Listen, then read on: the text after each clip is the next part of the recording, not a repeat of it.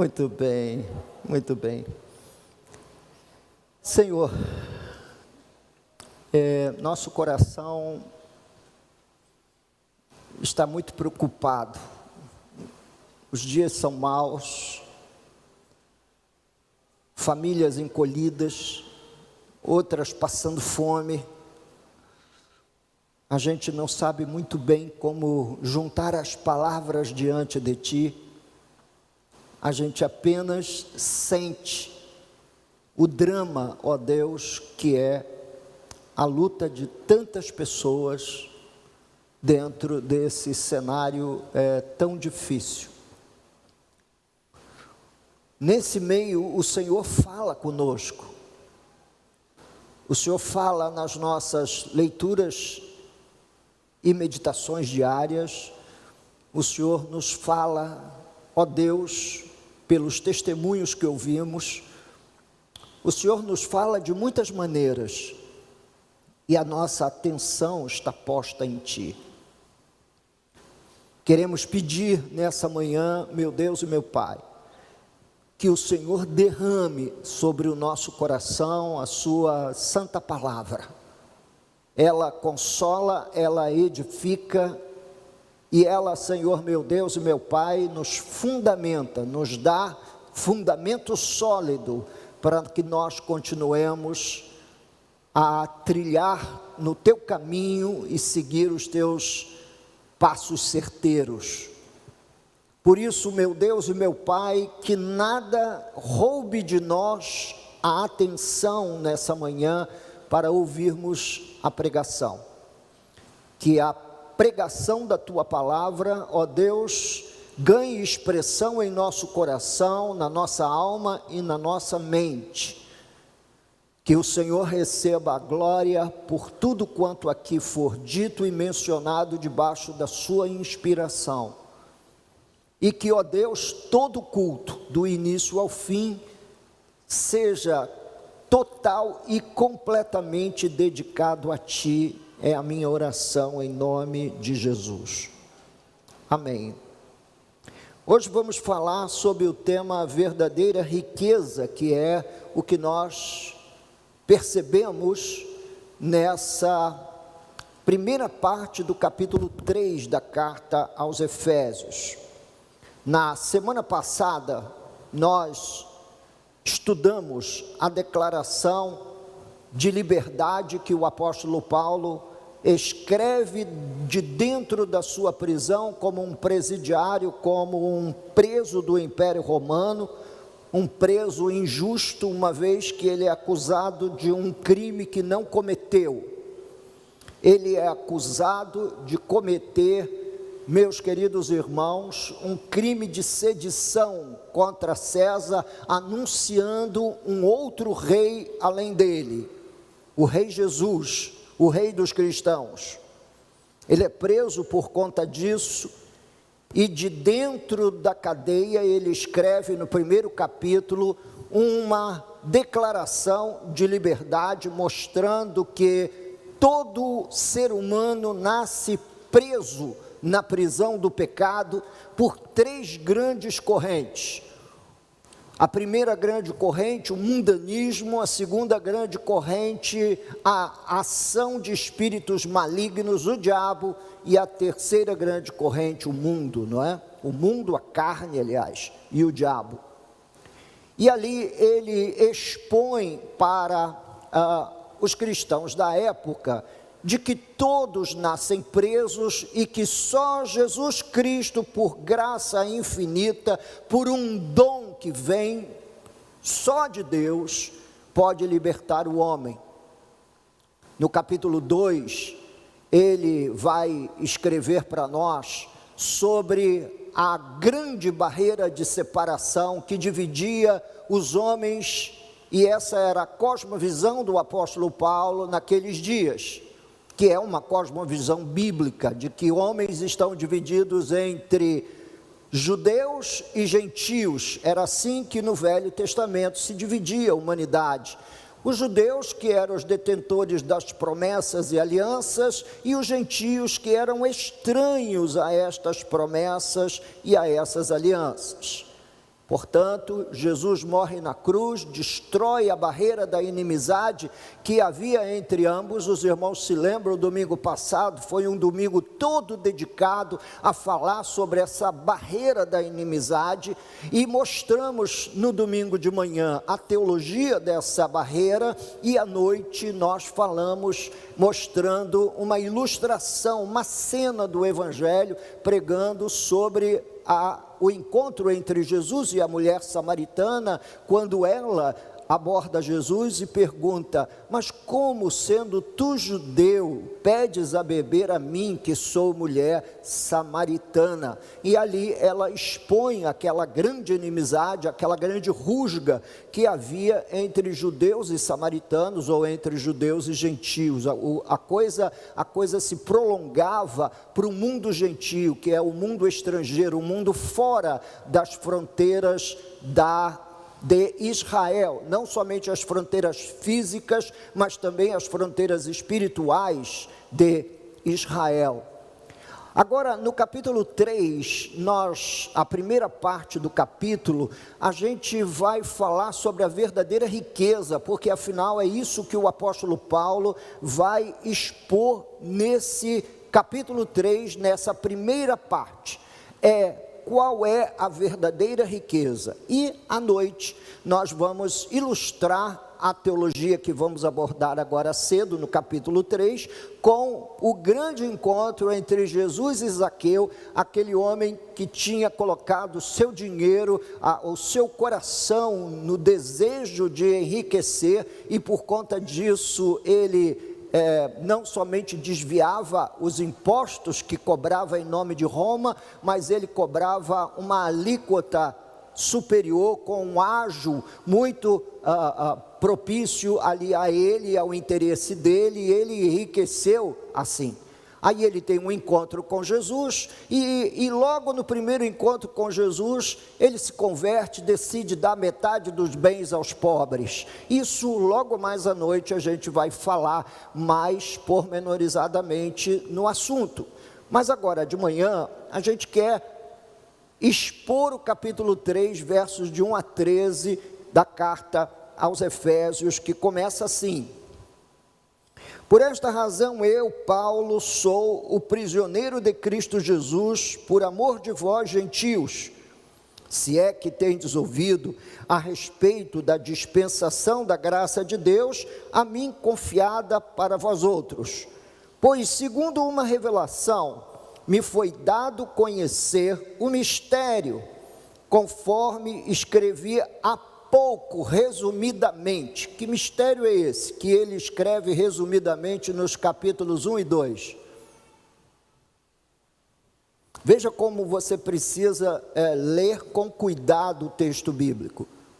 Se você não ler com cuidado e se não prestou atenção na leitura do capítulo 1 e 2, não vai perceber que mistério é esse que ele, Paulo, expôs resumidamente.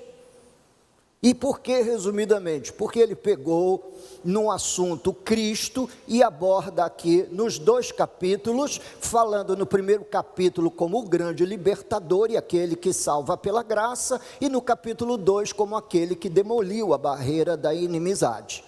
Então esse foi o resumo de Paulo aqui na carta aos Efésios, capítulo 1 e 2, do mistério de Cristo.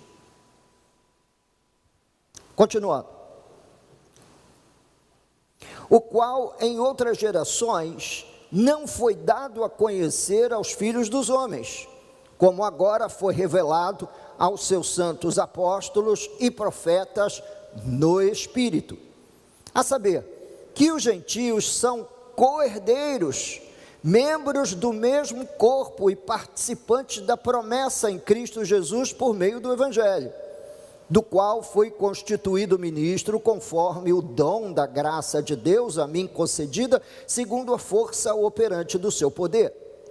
A mim, o menor de todos os santos, me foi dada esta graça de pregar aos gentios o evangelho das insondáveis riquezas de Cristo, e manifestar qual seja a dispensação do mistério. Olha, É mistério, irmão. Hoje tem muito mistério aqui. O culto hoje, o texto que a gente está estudando hoje tem muito mistério. Mas um mistério que já foi revelado. Portanto, mistério que já foi revelado não é mais mistério. Então, primeiramente, esse é um ponto importante que a gente precisa ter em mente.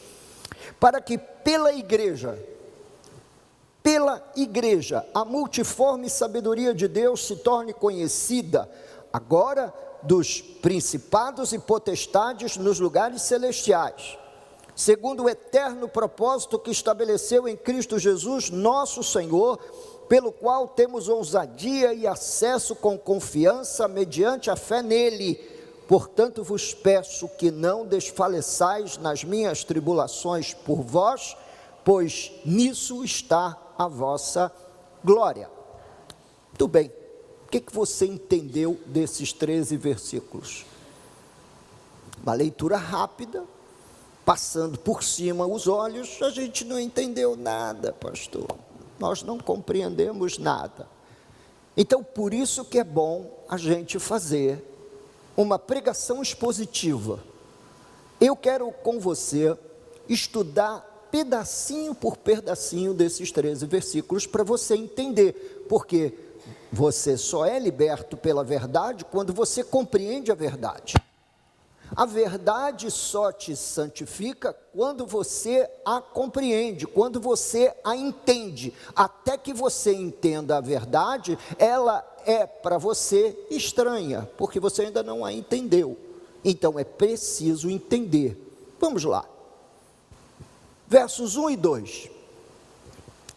Por esta causa eu. Que causa? Qual causa? Agora é importante a gente espremer o cérebro para tentar recuperar o que a gente ensinou no domingo passado, porque esta causa é a mensagem do domingo passado. Qual foi a mensagem do domingo passado? Que Jesus destruiu a barreira de inimizade entre judeus e gentios, de modo que hoje, quando Deus se refere ao seu povo, refere-se a todas as pessoas que foram redimidas pela fé no Evangelho. Então, por esta causa, a causa de que agora dos dois povos Deus fez um e demoliu a parede da separação, eu, Paulo, sou prisioneiro de Cristo Jesus por amor de vós gentios. Paulo está dizendo, eu estou preso por anunciar o Evangelho a vocês gentios.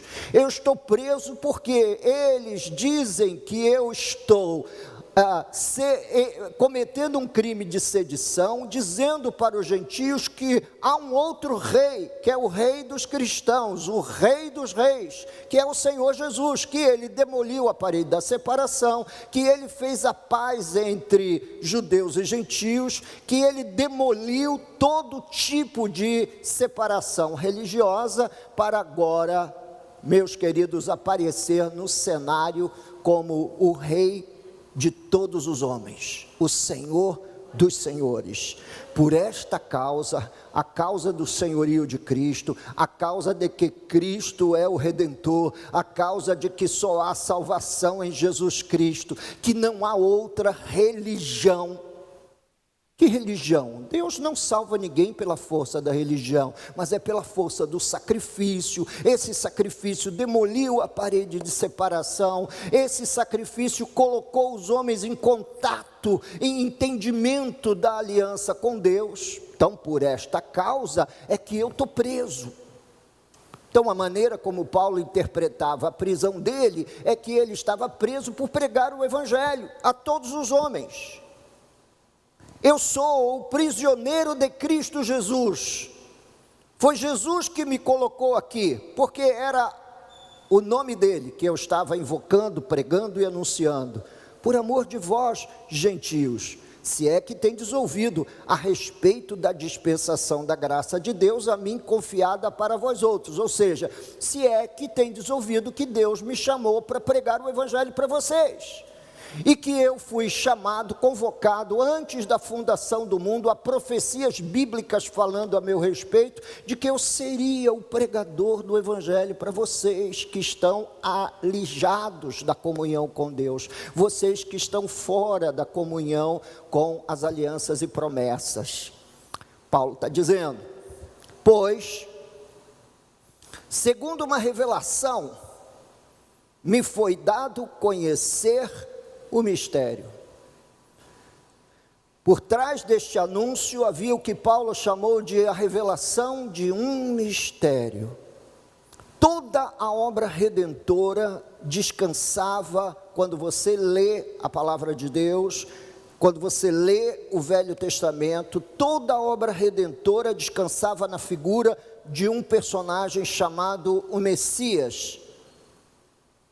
O Messias, que traduzindo significa ungido. Ele é o grande mistério oculto das gerações. Ninguém sabia quem ele seria, quem ele era, até que Jesus se manifesta.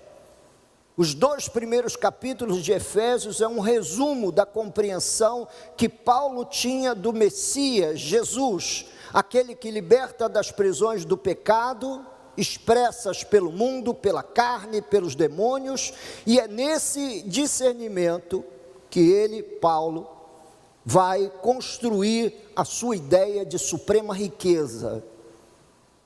Segundo uma revelação, me foi dado conhecer o mistério. Quem é o Messias? Que revelação foi essa? Foi lá no capítulo 9 de Atos, quando ele está numa comitiva de Jerusalém para Damasco, e quando ele chega no meio do caminho, ele é surpreendido por uma luz ao meio-dia, que brilha mais do que o sol. Ele cai do cavalo, do seu cavalo, da sua montaria, e aí ouve uma voz que diz: Paulo, Paulo, ou Saulo, Saulo, por que me persegues? E ele responde: mas Senhor, quem és tu? Eu sou Jesus, a quem tu persegues. E essa foi a grande revelação que lhe foi dada para que ele conhecesse o mistério messiânico, o Redentor de toda a terra, o Salvador da humanidade. E ele resumidamente escreve a sua compreensão de Jesus nos capítulos 1 e 2. Pelo que quando ledes, podeis compreender o meu discernimento do mistério de Cristo. Era esse o mistério oculto e que a ele foi revelado. Ele viu Jesus, ele teve uma experiência fantástica com Jesus. Ele chama essa experiência fantástica com Jesus uma revelação do supremo mistério oculto dos séculos e das gerações. Isaías saudou esse mistério, falando, sendo ele o maior profeta messiânico da Bíblia. Há diferentes profecias bíblicas saudando de longe e acenando de longe para a promessa messiânica, mas Paulo teve a compreensão por uma sagrada revelação, e é isso que ele está compartilhando aqui com os Efésios. E ele vai dizer que a suprema riqueza da vida humana é conhecer esse mistério, é conhecer esse Jesus. Capítulo 3, versículo 5: qual em outras gerações não foi dado a conhecer aos filhos dos homens. É certo, o povo de Israel ainda espera pela manifestação messiânica. Outros falaram do Messias. A própria mulher samaritana disse que o havia encontrado, porque ele disse: tudo quanto eu tenho feito. Lembram-se no domingo à noite? Os sermões de domingo de manhã e domingo à noite vão estar sempre linkados um ao outro, e eu vou sempre fazer referência a um e ao outro, sempre para lhe dar entendimento e conhecimento do que você estudou aqui. Entre outras gerações, não foi dado a conhecer aos filhos dos homens. É certo, as pessoas não conheciam Jesus. Ele era o grande Senhor, o grande Salvador, o grande Messias, mas ninguém o conhecia até que foi revelado aos seus santos apóstolos e profetas. É verdade. Foi revelado aos apóstolos e profetas. O primeiro que viu esse mistério e que declarou esse mistério com a sua própria boca foi quando Jesus perguntou aos discípulos: o que diz o povo acerca do Filho do Homem? E aí o apóstolo Pedro, dizem junto com todos, que tu és o profeta, como Isaías, Jeremias, Ezequiel. Outros dizem que tu és João Batista, o Elias. Jesus, olhando, perguntou: e vós, quem dizeis que eu sou? E aí o apóstolo Pedro declara: tu és o Cristo, o Filho do Deus vivo. Qual foi a reação de Jesus? A reação de Jesus foi: bem-aventurado és tu, Simão, filho de Jonas, porque não foi carne nem sangue quem te revelou, mas o meu Pai que está nos céus. Tu és o Filho do Deus vivo. Então, o primeiro a ver as identidades messiânicas de Jesus foi o apóstolo Pedro, por revelação. Porque ninguém conhece Jesus pelos livros de história. Pelos livros de história nós conhecemos o personagem Jesus de Nazaré, mas o Messias, o que demole a barreira da inimizade, o que nos liberta do pecado, só por força do Espírito. Só por força do Espírito Santo. Nossos irmãos cessacionistas ancoram a sua fé de que os ministérios de apóstolos e profetas deixaram de existir exatamente nesse versículo. Por quê? Porque Jesus era o mistério que os apóstolos e profetas precisavam revelar. Mas agora, uma vez revelado, não é mais necessário o ministério de apóstolos e profetas. Quem acredita na atualidade de todos os dons, como eu acredito, eu já não vejo assim. Eu já vejo que todas as pessoas que não conhecem Jesus, ou que pelo menos têm uma ideia pálida da revelação de Cristo por conta de pregações, ou por conta de livros lidos, ou até por conta da leitura da Bíblia ocasional, não uma leitura frequente, essas pessoas só conseguem ver Jesus pela força do Espírito. E assim, ministérios que revelam o mistério de Cristo, que ensinam Cristo, que tornam o ensino de Cristo conhecido pela força do Espírito, são importantes até hoje, e pelo menos o ministério profético, este que revela o mistério de Cristo, esse eu continuo a crer que existe. Nesse sentido, meus queridos irmãos, nós vemos Jesus quando a palavra de Deus é pregada para nós com graça no Espírito. Observe essa expressão no fim do versículo, no Espírito Santo. O Espírito Santo descortina para nós a compreensão de quem é Jesus, e de repente nós vamos além do que a história de um personagem de Nazaré. A gente vai além da compreensão que foi um homem que fez muitos milagres, que foi um homem que morreu na cruz. Nós entramos para dentro da ressurreição, da glorificação, e percebemos que Jesus é o grande Senhor e Salvador da humanidade. Portanto, Ele é mais do que um símbolo religioso, Ele é mais do que um ícone religioso, Ele é alguém com quem nós mantemos relação por força da revelação do Espírito. O Espírito Santo bateu no meu coração um dia e disse: Jesus é mais do que essa figura religiosa, Ele é o seu Salvador pessoal. E aí eu entendi, compreendi, por graça, pela dispensação da graça, meu coração, minha mente, minha fé se solidificou na pessoa de nosso querido e amado Jesus. Verso 6, a saber, que os gentios hoje são co-herdeiros, membros do mesmo corpo e coparticipantes da promessa de Cristo. Pastor, são expressões teológicas estranhas ao meu conhecimento, mas eu quero que vocês entendam essas expressões.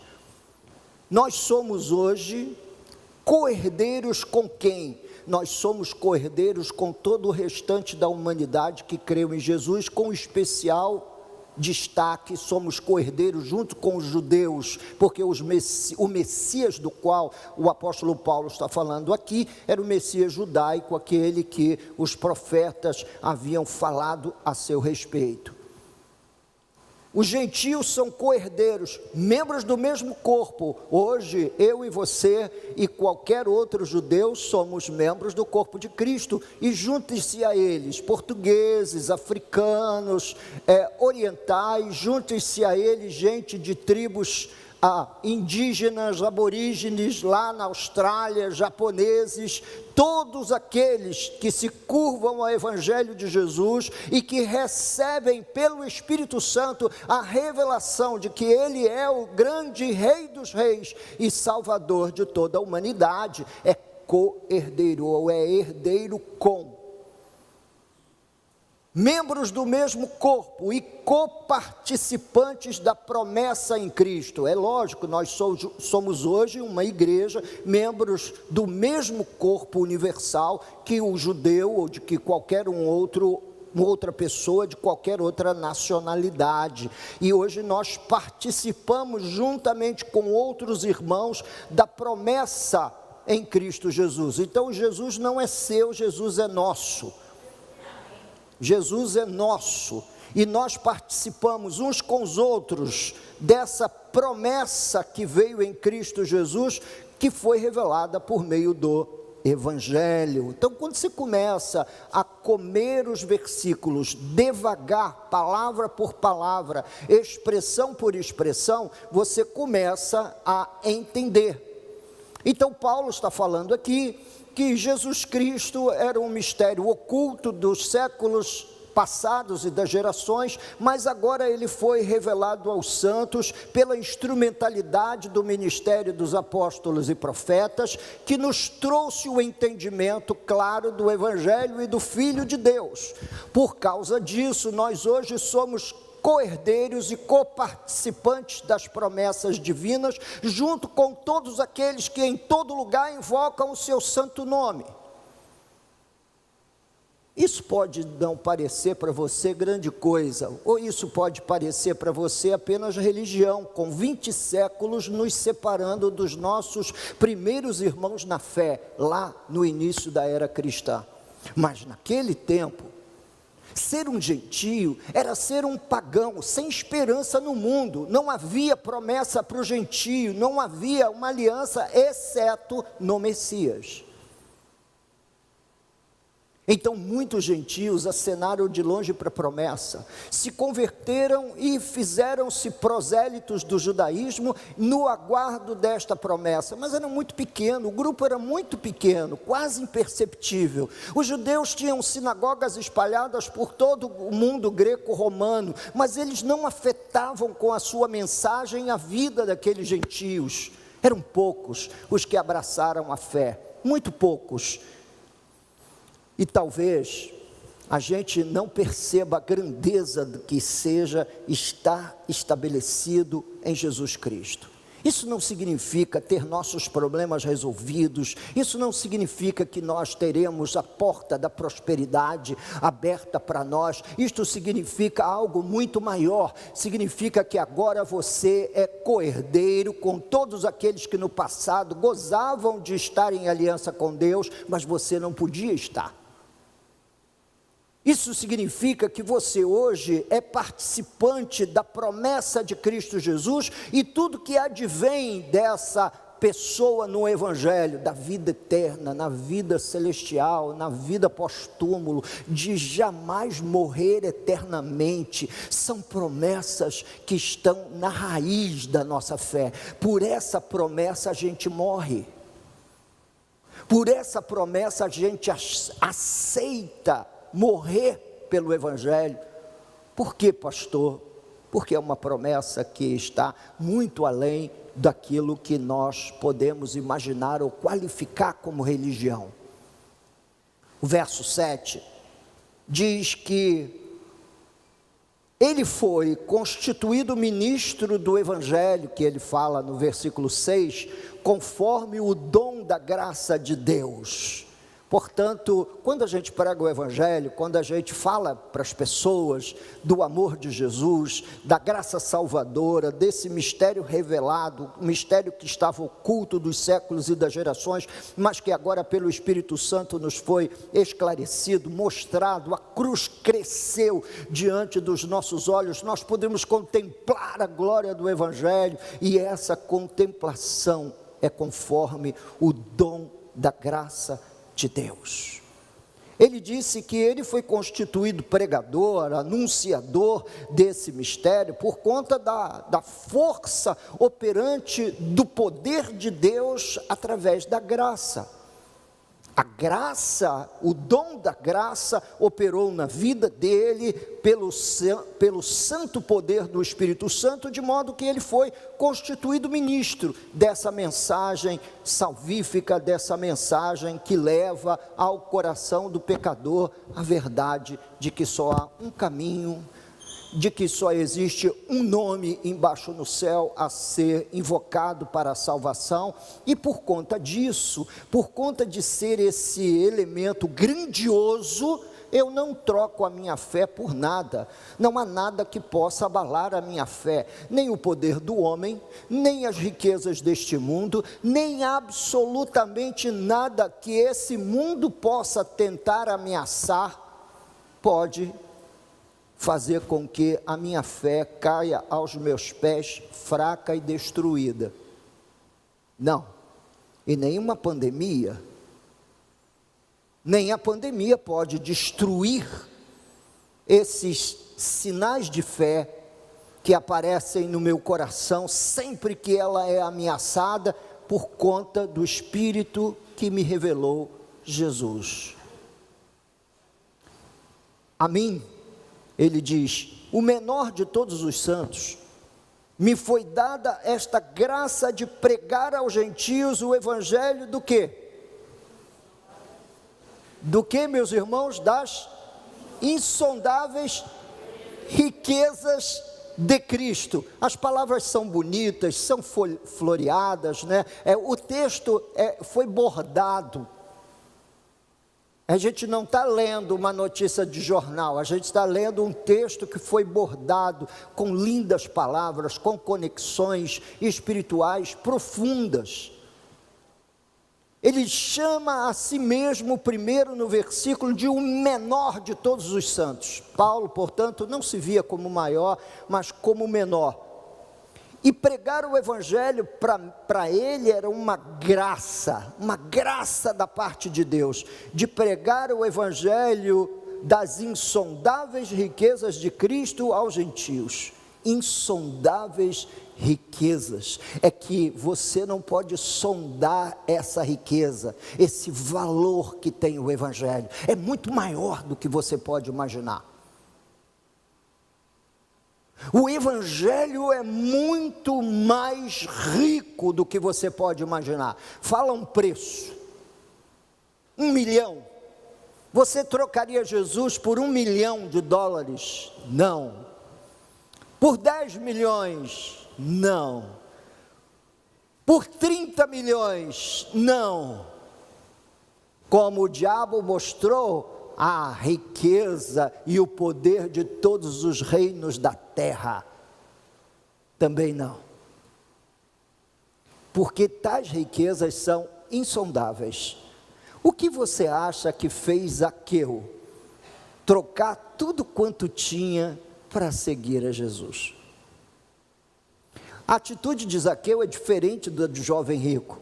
O jovem rico foi sugerido que ele vendesse tudo quanto possuía, desse aos pobres, voltasse e seguisse a Jesus. Mas o que ele fez? Ele deu as costas para Jesus e foi embora. Zaqueu, Jesus não falou nada com ele, não tocou em uma palavra, não falou em dinheiro, não falou em nada. ele disse simplesmente: hoje eu vou dormir na sua casa, desce depressa. Zaqueu desceu depressa, apressado, do sicômoro, daquela árvore de pequenos figos, e deu hospedagem a Jesus em sua casa. E o argumento de Zaqueu pelo caminho era: Senhor, desde já eu decido dar metade dos meus bens aos pobres, que eu preciso sobreviver também. Mas tem uma coisa: se como um fiscal de renda da Receita Federal aqui do Império Romano, eu tenho defraudado alguém, eu quero restituir 5 vezes mais. Aquele homem viu as insondáveis riquezas de Cristo. Ele viu o quanto o Evangelho era caro, glorioso, poderoso. E esse Evangelho é tão poderoso que ele não titubeou, não pestanejou. Imediatamente ele foi consciente dos seus pecados naturais e teve uma postura gloriosa. Mas sobre isso a gente vai falar mais à noite, mostrando aos irmãos alguns elementos importantes das insondáveis riquezas de Cristo e como isso afeta a vida de um homem mortal, de um homem comum. Ele, por revelação, percebeu que Jesus era o Salvador. E ele percebeu, já estou eu no Zaqueu ainda, mas porque era interessante o contexto, e ele percebeu por uma razão só, meus queridos irmãos, por Jesus o ter recebido. Ele era um publicano, considerado um inimigo de Israel, um aliado do Império Romano, um aliado do Império inimigo, e Jesus não o excluiu. Chamou e disse: eu vou passar essa noite na sua casa, na intimidade do seu lar. Quer dizer, Jesus o aceitou, Jesus o recebeu. Quando nós somos recebidos, a gente, eu acho que a gente deixa cair as defesas. A gente deixa cair as defesas, abraça a fé e vai servir a Cristo de todo o coração. E a partir dali nada mais importa do que o Evangelho. A vida é importante? A gente vive a vida, a gente trabalha, a gente angaria o pão de cada dia com honestidade, mas aquilo não é importante para nós, é só um meio para continuar vivo, servindo a Jesus de todo o coração, explorando as insondáveis riquezas do Evangelho, mais nada. O versículo 9 diz: e manifestar qual seja a dispensação do mistério, desde os séculos oculto em Deus, que criou todas as coisas. Se a gente lê assim, e perguntar o que você entendeu, você vai dizer: não entendi nada. Não entendi nada, pastor, me explique. Então vamos devagar. A palavra dispensação aqui nesse versículo é a palavra koinonia, que significa comunhão, fraternidade, comunidade, participação conjunta. É o que diz essa palavra. Então, qual seja a participação conjunta que eu, como um gentio, hoje eu tenho do mistério que desde os séculos foi oculto em Deus, o mistério messiânico, o mistério redentor, o mistério do Cristo, que ficou escondido, mas agora não, agora foi revelado através do ministério dos apóstolos e profetas, e eu consigo ver Jesus, eu consigo entender Jesus, eu consigo sentir Jesus. Jesus não é para mim um emblema religioso, ele não é um ícone, um desenho, uma imagem, ele é uma realidade na minha vida. E hoje, junto com os judeus que receberam o seu Messias, sem perceberem, eu sou participante desse mistério oculto e que agora me foi revelado pelo ministério dos apóstolos e profetas, pelas mãos do Deus que criou todas as coisas. Para que, agora vem uma coisa muito importante, pela igreja, para que, pela igreja, a multiforme sabedoria de Deus se torne conhecida pela igreja. Então a igreja não é um lugar para fazer você se sentir bem, a igreja não é um lugar para proporcionar a você uma carreira proveitosa, próspera. A igreja não é o lugar para você dela se locupletar. A igreja não é um lugar para você trazer seus sonhos, ou ser enganado com o vocabulário que os sonhos de Deus a seu respeito não serão frustrados, como se Deus andasse a sonhar. Não, Deus é conhecedor do tempo, das eras. Antes que acontecesse qualquer coisa, Deus já conhecia, o futuro está diante dele. Deus não sonha com nada, mas a gente acredita. A gente cai na esparrela dessas frases feitas e imagina que a igreja é um lugar para isso, é um lugar para a gente vir para pôr a vida no lugar. Não, quem põe a vida no lugar é Jesus, o autor da vida. Portanto, não é o que eu prego ou o que deixo de pregar, é quando o Jesus é revelado a você pelo Espírito Santo, sua vida é toda ela regulada a partir de Cristo. Seu casamento, suas relações humanas, sua relação com o trabalho, sua relação com a fé, tudo isso é regulado imediatamente em Cristo Jesus. Mas você precisa conhecer esse mistério, e a igreja é onde a multiforme sabedoria de Deus se torna conhecida. É na igreja que esse mistério é revelado. É pela igreja. Mas agora, quem atenta à igreja para conhecer acerca de Jesus? Quem atenta para a igreja para conhecer a respeito do grande Messias, do mistério oculto dos séculos e das gerações? Diz a Bíblia que são os principados e potestades nos lugares celestiais. Anjos atentam para conhecer o mistério. Anjos estão olhando para a igreja, tentando perceber Jesus, tentando entender quem é o Messias, quem é aquele que eles adoram, que está sentado no trono, quem é Ele. Lembre-se que esse mistério oculto dos séculos e das gerações foi revelado através do trabalho dos apóstolos e profetas. Cadê? Está aqui, ó. O qual em outras gerações não foi dado a conhecer aos filhos dos homens, como agora foi revelado aos seus santos apóstolos e profetas no Espírito Santo. Então, nesse momento, principados e potestades nos lugares celestiais olham a igreja para entender aquele que está sentado no trono.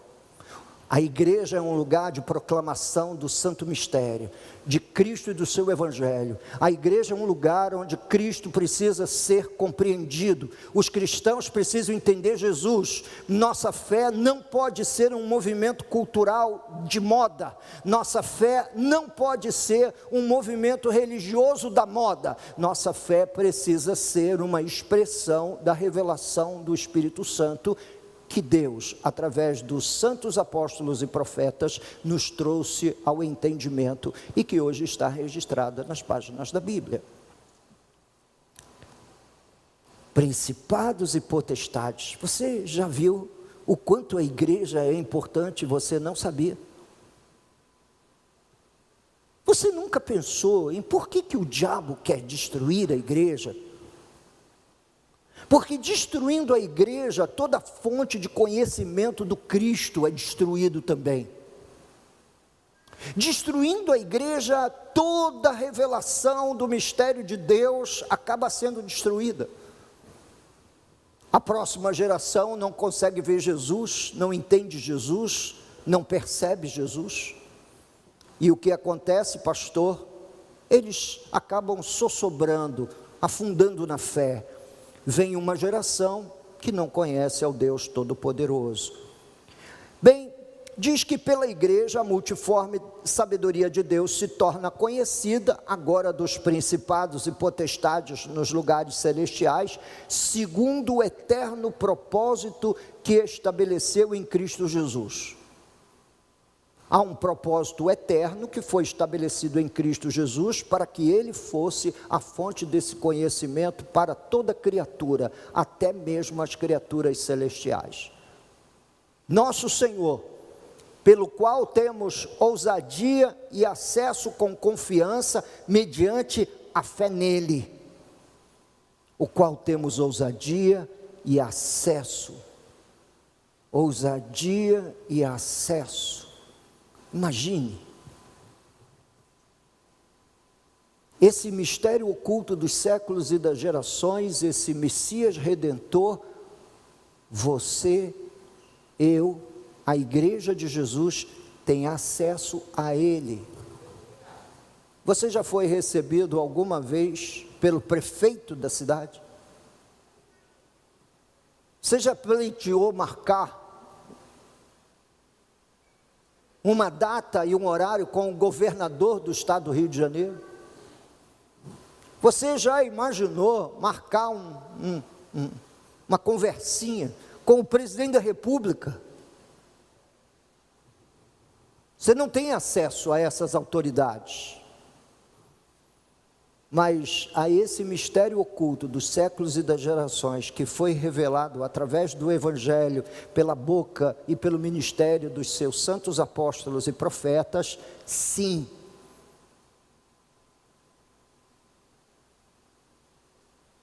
Nós temos ousadia. Eu vou falar com o Senhor de toda a terra, Redentor de todo salvo, Santo Juiz de toda a humanidade, de toda a história, e no momento em que eu paro para falar com Ele, ousadamente eu tenho acesso a Ele. Ousadamente você tem acesso a Jesus. Paulo está falando em Efésios capítulo 3, que você tem ousadia e acesso com confiança, mediante a fé que você tem em Jesus.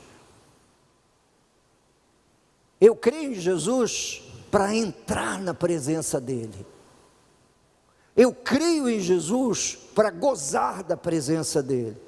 Eu creio em Jesus para confiantemente fechar os meus olhos e falar com Ele e me sentir inteiro na sua presença.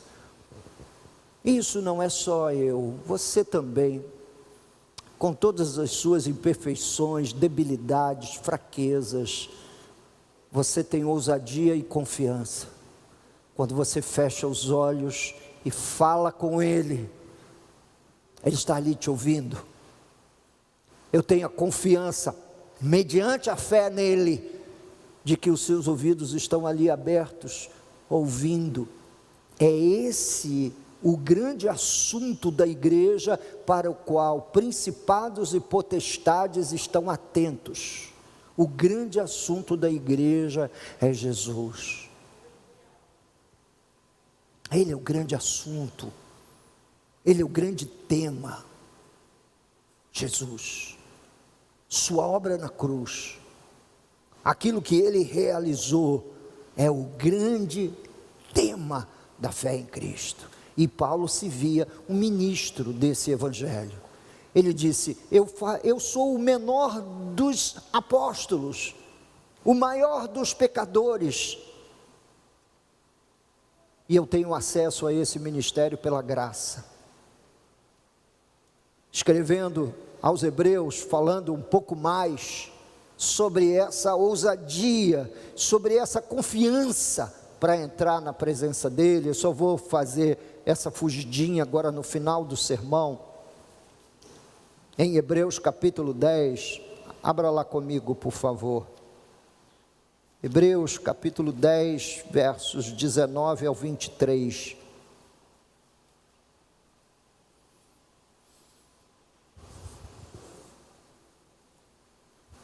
Tendo, pois, irmãos, intrepidez, que é um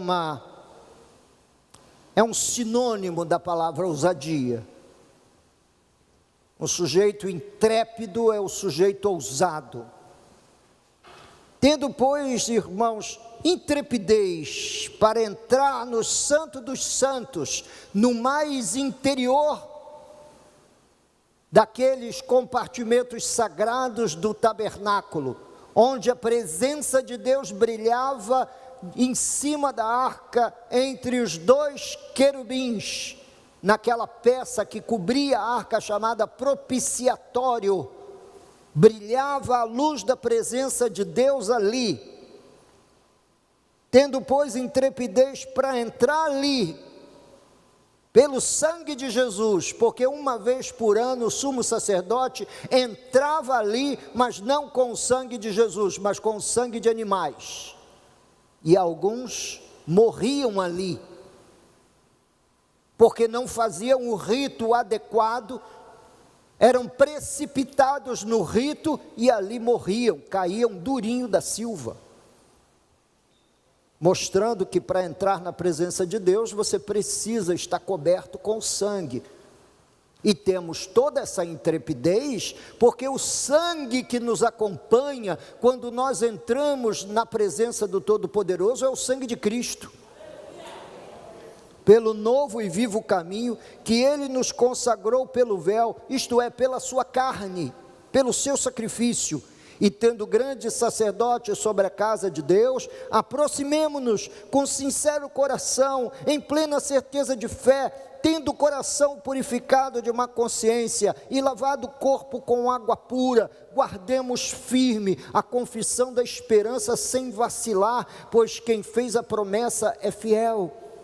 Consideremo-nos também uns aos outros para nos estimularmos ao amor e às boas obras. Não deixemos de congregar-nos, como é costume de alguns, antes façamos admoestações, e tanto mais quanto vedes que o dia do Senhor se aproxima.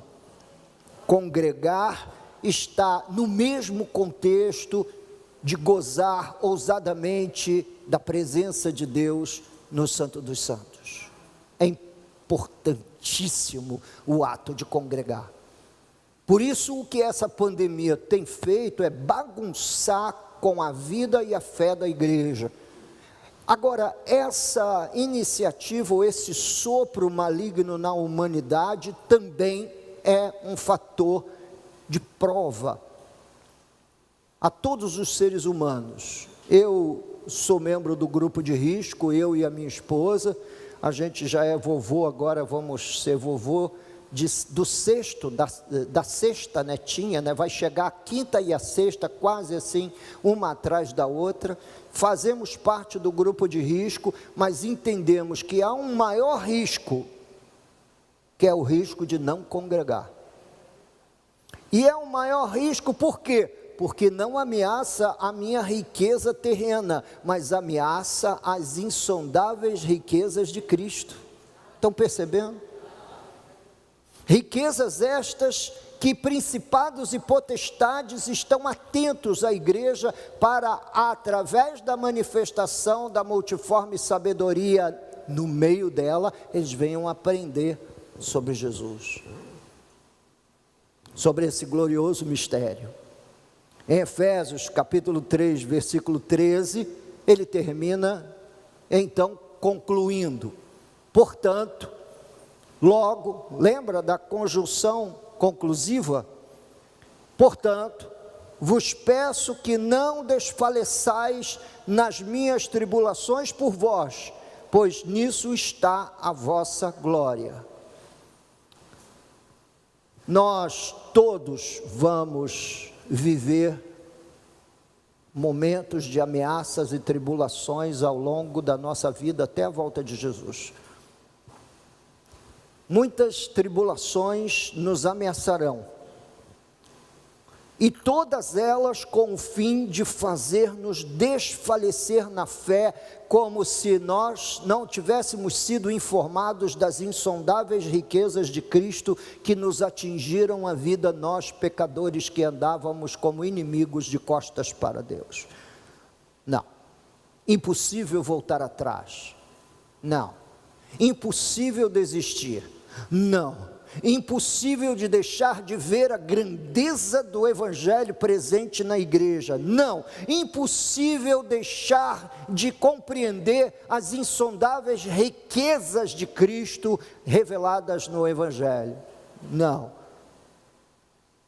mesmo que eu tenha de perder tudo.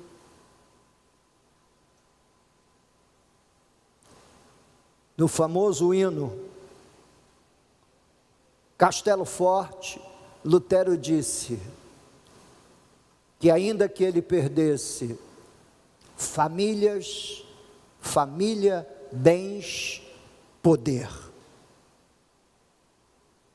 Família, bens, poder.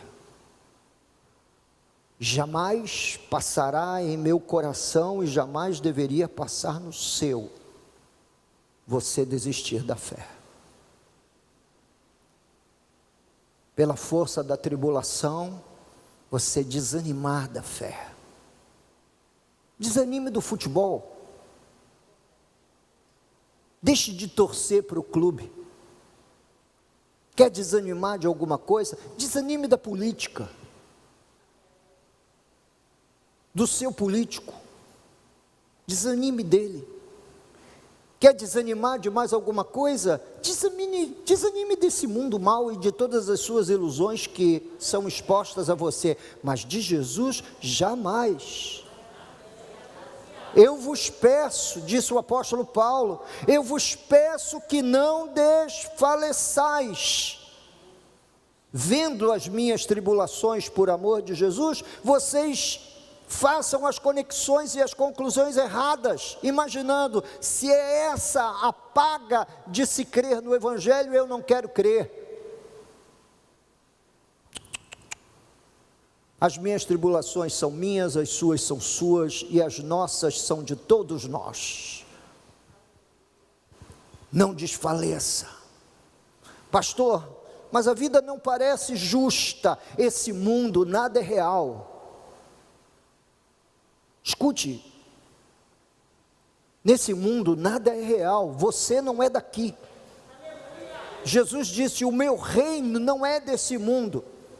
Se o meu reino fosse deste mundo, os anjos desceriam em meu socorro e lutariam a batalha. Não, meu reino não é daqui, eu não sou daqui, vós também não sois, disse Jesus. Então eu estou esperando o reino eterno. Ele nos ensinou a orar na oração do Pai Nosso, venha o teu reino, venha o teu reino e seja feita a tua vontade, na terra como ela é agora feita diante dos teus olhos no céu. Venha o teu reino, venha o teu governo, ele virá. Ele virá, e quando esse reino vier, nós seremos todo dele, e ele todo nosso.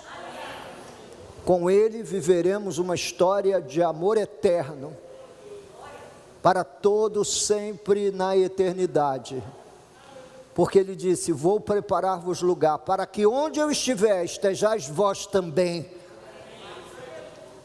Nós vamos estar um dia com ele, tudo isso vai passar. Você já ouviu as pessoas dizendo, vai passar, mas quando elas falam isso, elas falam que vai passar para que elas continuem a usufruir desse reino terrenal. Eu digo para você que isso vai passar como um capítulo da história que vai ser engolido pela história maior. E a história maior é aquela que é narrada lá no Apocalipse, que diz que o Senhor é Senhor de todas as coisas, e quando Ele julgar o mundo e tudo aquilo que nele há, meus queridos irmãos, Ele tornará para si todos os reinos, e o seu será um governo eterno sobre meu coração, coração de todos os santos e servos de Deus que aguardam com ansiosa expectativa o dia do seu retorno. Estejam firmes, sem vacilar, não sejam afetados pela tribulação de ninguém. Todos nós somos provados, cada um à nossa medida. Não perca a fé, sempre firme, olhando para frente. Oremos. Deus e Pai, em nome de Jesus, nós aqui estamos em sua presença, em sua casa, abrindo o nosso coração diante dos seus olhos, abrindo sua palavra hoje, ó Deus, um texto mais complicado para a gente explicar e para que todos entendam, mas que poderia ser resumido com facilidade, dizendo que o plano da redenção que ficou oculto em Deus por tantos séculos e gerações, agora foi revelado. E nós fomos alvo desse plano redentor quando ouvimos o Evangelho, quando a mensagem da cruz entrou nos nossos ouvidos. Senhor, que nós sejamos um povo que veja e que goze da alegria de viver uma vida aos teus pés, junto a ti. Diz que os principados e potestades ficam atentando para essa multiforme sabedoria que é revelada na igreja quando nós falamos de Jesus. Ó Deus, talvez nunca tivéssemos pensado igreja dessa maneira, mas é assim que a tua palavra nos ensina. Abençoa a vida de meus irmãos e de minhas irmãs nesta manhã, e que na volta para casa, no desfrute, ó Deus, do tempo em família, os meus irmãos sejam grandemente abençoados em nome de Jesus. Amém e amém.